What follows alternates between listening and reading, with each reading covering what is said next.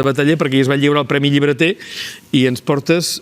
Celebrar tots els premiats i finalistes i tots, però avui escollim aquest Xacona.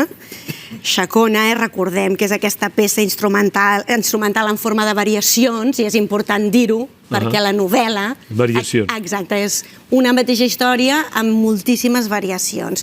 I en Jordi Masó, l'autor...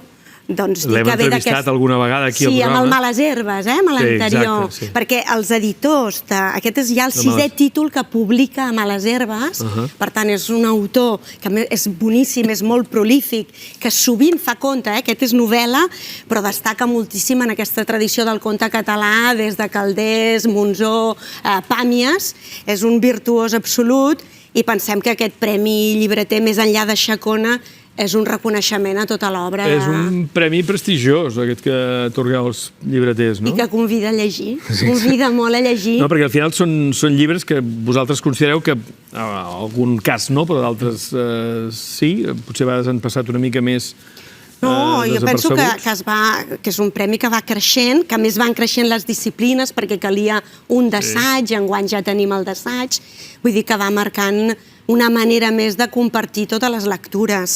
Però en el cas aquest del Jordi, penso això, que hi ha aquesta valoració. És un escriptor que, si no l'heu llegit, llegiu-lo, perquè té molt humor, molt enginy, molta intel·ligència. Realment és un virtuós de la paraula. El que fa, jo tot just vaig pel principi, però el que fa amb aquest text és un virtuosisme absolut. Recorda també en algun moment Calvino, amb els jocs literaris que feia. Molt, molt recomanable, aquesta Xacona. I el Premi Llibreter. I el Premi Llibreter. I tots els llibres. El llibreter que s'escampa en moltes disciplines.